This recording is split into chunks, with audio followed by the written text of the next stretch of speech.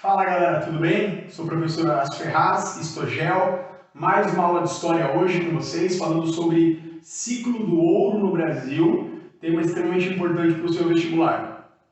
Para falar de ciclo do ouro no Brasil, nós precisamos voltar um pouquinho no tempo, falar então do fim da União Ibérica, que foi aquele período em que a Espanha governou Portugal, né, de 1580 a 1640. Em 1640 houve a restauração portuguesa, quando Portugal então consegue trazer ao trono de Portugal um rei português, e alguns anos depois, 14 anos depois para ser bem exato, os portugueses fizeram um esforço militar para expulsar os holandeses do Brasil, holandeses que estavam aqui desde 1630, dominaram ali a região de Pernambuco, que era nessa época a região mais importante do Brasil em termos econômicos, né? A produção do açúcar toda feita na região Nordeste, em especial no estado de na região, né? Na província de Pernambuco. Com o fim da União Ibérica e a expulsão dos holandeses, o que se vê é um declínio da economia portuguesa. Uma vez que os holandeses levam as técnicas e a fabricação de açúcar para a América Central, para as Antilhas, concorrendo com o açúcar português produzido no Brasil, o preço do açúcar no cenário internacional ele perde valor, e isso vai, obviamente, gerar uma enorme crise econômica para Portugal. Portugal começa, então, a se interessar um pouco mais pela colônia, sob o ponto de vista da fiscalização, da cobrança de impostos e também na procura de metais preciosos, ouro e prata, que era um sonho antigo dos portugueses que até então não tinha se realizado. Os bandeirantes paulistas, que são os grandes descobridores, né, são os grandes achadores aí do ouro brasileiro na região de Minas Gerais, algumas regiões que nós vamos até citar aqui nessa aula. Os bandeirantes encontraram ouro por volta de 1693, alguma coisa próximo disso, final aí do século 17, e as notícias do ouro chegam, obviamente, nas primeiras cidades brasileiras, né, que dariam origem às capitais atuais, e vão, obviamente, chegar no Rei de Portugal, chegar na metrópole portuguesa. A notícia do ouro realmente trouxe uma euforia muito grande, não só para os brasileiros que já estavam espalhados aí pelas províncias brasileiras, mas muitos portugueses vão acabar, então, migrando para o território mineiro em busca de riqueza fácil, em busca de fortuna, atrás desse ouro, então, que foi encontrado. Desse período, nós temos então um grande contingente populacional que vai acabar gerando uma urbanização muito desordenada e acelerada na região de Minas Gerais. Minas Gerais vai ficar por muito tempo a região mais populosa, né, e urbanizada do Brasil até o final do século XIX, quando São Paulo, Rio e outras cidades acabam despontando aí nessa questão. Nós temos uma grande crise da escravização indígena, né? Os bandeirantes tinham grande atividade, né, no apresamento dos grupos indígenas, onde eles podiam vender como mão de obra escrava a preços menores, né? Existia um mercado, e sempre existiu um mercado de indígenas que eram escravizados, principalmente por bandeirantes no Brasil. Com a Companhia de Jesus, a Igreja Católica interferindo nessa questão, a pressão para que não houvesse escravização indígena acaba abrindo espaço, então, para que esses grupos de bandeirantes façam realmente essas expedições no sertão em busca de ouro, prata, diamantes, etc. e tal. Nós temos uma legislação portuguesa acerca da exploração de minérios muito antiga. Em 1603 já existia uma fiscalização que, em caso de descoberta de ouro ou outros materiais valiosos, 20% ficariam, obviamente, para a coroa portuguesa, o famoso quinto, né? Ou a quinta parte de tudo aquilo que fosse explorado em termos de recursos minerais. A intendência das minas, a primeira legislação é a regência, né, das minas. Agora nós vamos ter uma centralização. Obviamente Portugal vai querer de todas as formas combater o contrabando, a sonegação e etc. e tal. Eles criam então a intendência das minas com o objetivo de fiscalizar então e centralizar a produção e o transporte de todo esse ouro que vai ser explorado. A partir daí, nós vamos ter as lavras de ouro divididas em lotes, que eram chamadas de datas, e aí cada homem particular, né, cada explorador particular que fosse explorar esse ouro teria que então separar então o quinto para Portugal. Haviam obviamente dificuldades de fiscalizar o ouro no Brasil por uma série de fatores, né? O primeiro, as minas são um território extremamente grande, né, extenso do ponto de vista de território. Nós temos também as novas frentes de mineração que serão abertas com o passar dos anos, Goiás, Mato Grosso, outras regiões de Minas Gerais, e também pelo fato do ouro presente em Minas ser o famoso ouro de aluvião, que era um ouro em pó, que era um ouro muito fragmentado e que era, obviamente, facilmente escondido e contrabandeado, sonegado por esses garimpeiros do início do período do ouro.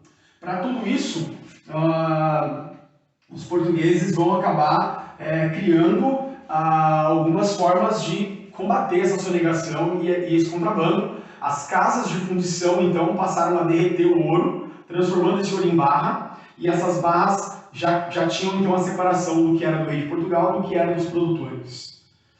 Nós temos, a partir daí, um aumento da população dessa região, que em 1709 já alcançava 30 mil pessoas, e tudo isso vai criar um dinamismo, trazendo o eixo econômico da colônia da região nordeste para a região sudeste. Todo o comércio,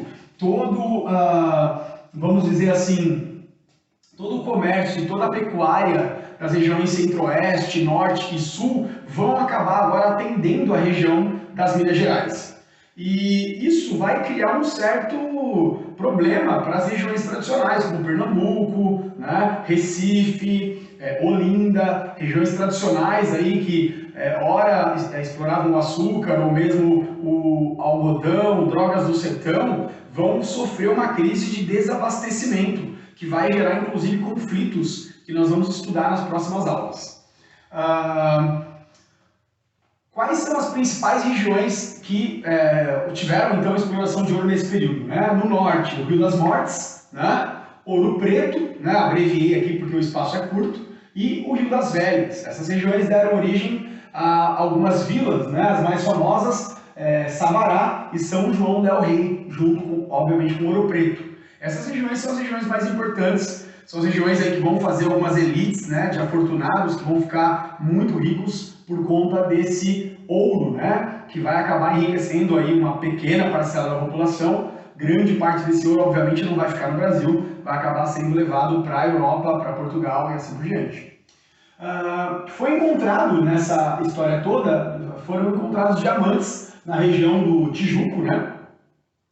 E esses diamantes vão receber uma atenção especial da coroa portuguesa. Ou seja, Portugal vai controlar muito, de forma muito agressiva, a produção desses diamantes. Vai se criar então o estampo régio, que era basicamente o monopólio da coroa portuguesa, fiscalizando inclusive com o exército, né? Os dragões portugueses, que era o nome dado aí às forças militares lusitanas portuguesas desse período. Houve um produtor, né, um dono de lavra desse período chamado João Fernandes, que ele foi um dos mais famosos, ficou muito rico e acabou sendo preso por sonegação desde esse período. Então vocês já imaginam que, obviamente, aqueles produtores ficavam insatisfeitos, né, com a enorme pressão de impostos que Portugal colocava sobre toda a colônia, em especial sobre as regiões de mineração. Nós temos aqui o apogeu, né, o período mais próspero, vamos dizer assim, em termos de produção, que foram os anos de 1740 e 1770. Já tinham ocorrido algumas revoltas, não emancipacionistas, mas nativistas, né? Várias regiões localizadas tinham descontentamentos em relação à pressão que Portugal exercia sobre o monopólio e sobre os impostos, que nós vamos estudar nas próximas aulas. E o ouro começa a se escassear, o ouro começa a acabar por volta de 1770, para o final do século XVIII. A maior, vamos dizer assim, a maior forma de cobrar os impostos que Portugal criou na América Portuguesa foi a derrama. A derrama, na verdade, ela é uma cobrança compulsória de todos os quintos atrasados. Então imagina aquela galera de Minas que estava devendo ali para Portugal, tinha que pagar os impostos do quinto, da captação, que é o imposto sobre o número de escravos, e eles acabavam se endividando, né, tentando sonegar de alguma forma, e foram se criando dívidas dos lavradores, né, dos produtores de ouro com Portugal. E a derrama é uma cobrança compulsória sobre essas dívidas atrasadas. E isso vai gerar várias revoltas, como a Filipe dos Santos em 1720 e principalmente na Inconfidência Mineira lá de Tiradentes em 1789, que é tema da próxima aula. Os dragões reais então faziam a fiscalização desses impostos atrasados, a derrama, e nós temos um período então emblemático para Portugal, quando Portugal começa a ficar muito dependente da Inglaterra, e essa dependência toda ela surge no Tratado de Methuen, 1703, o famoso Tratado de Panos e Vinho, que nada mais nada menos é uma troca de produtos primários de Portugal por produtos manufaturados na Inglaterra, ou seja, a Inglaterra vendendo tecidos e produtos com grande valor e Portugal vendendo vinho e queijos, né, com baixo valor. Isso vai endividar Portugal, vai gerar realmente um déficit na balança comercial portuguesa e Portugal vai ficar cada vez mais dependente da Inglaterra para todas as suas decisões. Nesse período, nós tivemos, na segunda metade do século XVIII, um período muito interessante da história de Portugal e da história da América portuguesa, que foi a Era Pombalina, ou a Era de Marquês de Pombal. Quem foi o Marquês de Pombal? Ele foi o ministro, né, da economia do rei Dom José I, que foi um rei que decidiu então intensificar a cobrança de impostos no Brasil através das companhias gerais de comércio. Então surgiram companhias gerais no Maranhão, em Pernambuco, em Salvador, em todas as regiões que mais produziam, mais geravam lucro no Brasil. Portugal começa agora a exercer uma pressão muito grande sobre os colonos brasileiros. Isso vai incomodar uma infinidade de regiões que vai gerar aí uma série de revoltas.